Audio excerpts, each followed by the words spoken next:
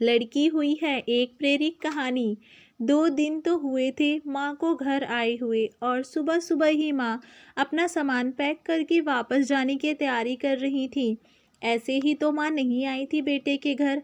आने का कारण भी खास था। बहू की डिलीवरी हुई थी और दादी बनने का नसीब मिला था माँ को। माँ दौड़ी दौड़ी खुशी खुशी अपने कॉलेज से छुट्टी लेकर आई थी अपने पोते का मुंह देखने के लिए। एक बड़े कॉलेज में लेक्चरर होने के बावजूद भी माँ की सोच अभी भी पुराने ज़माने टाइप्स की थी, जो पहले से ये सोच कर बैठी थी कि पोता होगा तो अच्छा होगा। माँ के अरमानों पर तब पानी फिर गया जब बहू ने बेटे को नहीं बेटी को जन्म दिया। हालांकि माँ ये सब अपने चेहरे पर दिखाना नहीं चाहती थी, लेकिन उनका बर्ताव सारी बातें बयान कर रहा था। माँ को वापस जाने की तैयारी करते देख बेटा माँ के पास आया और माँ से बोला, माँ 2 ही तो दिन हुए हैं तुम्हें आने को और तुम जाने की तैयारी कर रही हो।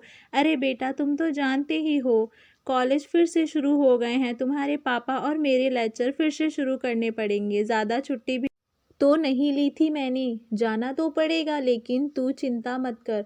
थोड़े दिन बाद मैं और तुम्हारे पापा दोनों ही वापस आएंगे। अगले दिन सुबह सुबह माँ नहा धोकर जाने के लिए तैयार थी।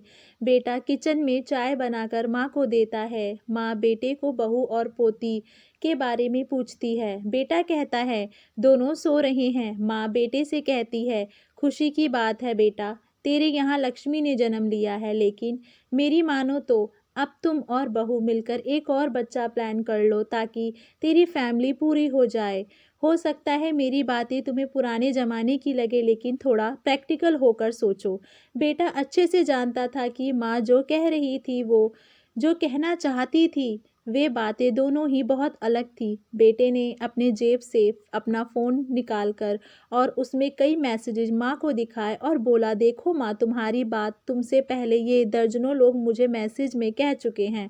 हर कोई डायरेक्टली या इनडायरेक्टली मुझे यही कहने की कोशिश कर रहा है कि बेटा होता तो अच्छा होता, या फिर आगे बेटे के लिए ट्राई करो। माँ तुम चाहे मुझे जो भी समझाने की कोशिश करो, लेकिन मैं यही कहूँगा कि तुम और पापा दोनों ही अभी भी पुराने सोच को पकड़ के बैठे हुए हो। और ऐसा मुझे इसीलिए कहना पड़ रहा है क्योंकि अगर मेरा बेटा हुआ होता तो आप इतनी जल्दी जाने की तैयारी ना कर रही होती और उसे अपने हाथों में लेकर यहाँ वहाँ खिला रही होती, और पापा भी यहाँ पर होते। 21वीं सदी में जी रहे हैं हम, फिर भी ऐसी मान्यताओं और आप दोनों से मुझे ये उम्मीद ना थी। आप हज़ारों बच्चों को लेक्चर देते हो और खुद इस तरह के विचार रखते हो। अगर आप ऐसा मानते हो कि बेटा और बेटी दोनों होंगे तभी फैमिली कंप्लीट होगी, तो मेरे एक सवाल का जवाब दीजिए कि मैं अकेला क्यों हूँ? मुझे कोई बहन क्यों नहीं है? माँ के पास बेटे के सवालों का कोई जवाब न था। वो अपनी नज़रें झुकाए वहाँ से चली गई। बेटा अपनी माँ से बहुत प्यार करता था। वे बिल्कुल उनका अपमान करना नहीं चाहता था, लेकिन गलत विचारों का समर्थन करना भी तो उसे ठीक नहीं लगा। ये सारी बातें बहू ने भी सुन ली थी।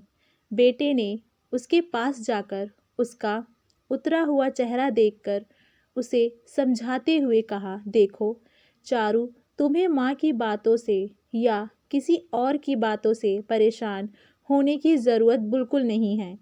मुझे कोई फ़र्क नहीं पड़ता कि मुझे बेटा हुआ है या बेटी। मेरे लिए यही बड़ी बात है कि मेरी बेटी स्वस्थ है और खुश।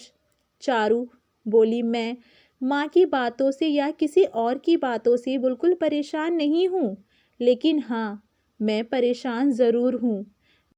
मैं एक समाज सेविका हूँ और मैं हर दिन कई लड़कियों से मिलती हूँ। अचरज की बात यह है कि मुझे आज तक एक भी लड़की ऐसी मिली नहीं जो कहती हो कि लड़की होने की वजह से उसे अलग तरीके से ट्रीट ना किया गया हो या कुछ सहना ना पड़ा हो। मैं खुद एक औरत हूँ और इस बात का अनुभव मैंने भी किया है। और अब जब हमारे घर में भी एक लड़की ने जन्म लिया है तो मैं परेशान हूँ। पति अपनी पत्नी को समझाते हुए कहता है, कल्पना चावला, रानी Lakshmibai, PV Sidhu, Pratibha Patil, mother Teresa, Kiran Bedi, list इतनी लंबी है कि कभी ख़त्म ही ना हो। क्या इन सब ने ये सब फेस नहीं किया होगा? ज़रूर किया होगा, लेकिन उन्होंने दुनिया को जब साबित करके दिखाया है और जिस मुकाम पर वे पहुंची हैं, वही हर लड़की को हौसला देने के लिए काफ़ी है। और इन सब में जो सबसे पहला नाम आएगा, जो हमारी बेटी को हौसला देगी, वे होगी चारू शर्मा, यानी कि तुम्हारा नाम। हमारी बेटी की हिम्मत और ताकत बनोगी तुम। दोस्तों, सिर्फ महिला दिवस मनाने से या देवियों की पूजा करने से लड़का लड़कियों में समानता नहीं आएंगी।